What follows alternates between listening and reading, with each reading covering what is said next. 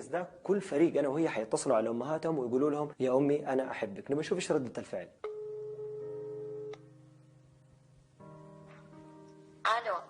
ايه يا امي كيف حالك؟ ابغى اقول لك حاجه. ها يا ولدي اخلص، ابوك بيتغدى.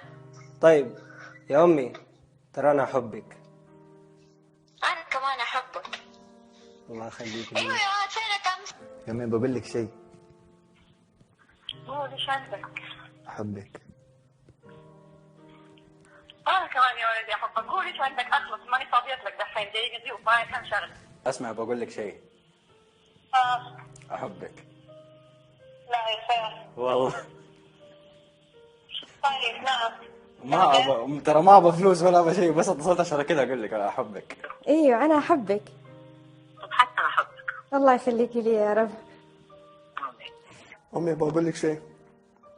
قول. احبك يا امي. حبني وانا كمان احبك، واخد 20 سنه وانا احبك. احبك وانا احبك اكيد. اكثر واكثر واكثر واكثر واكثر مليون مره طبعا اكيد. حبيبتي الله يسعدك يا رب. احبك.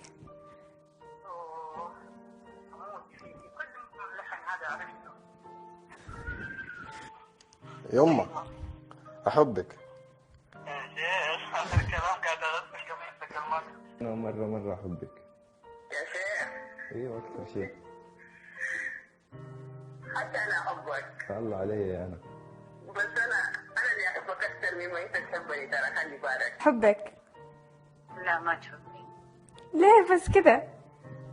صعبك يا ماما حرام. والله احبك. هي مره حرام، عشان كذا الغرفه زي الخرا. ما عليه يا ماما. طيب امسحيها وفجأة.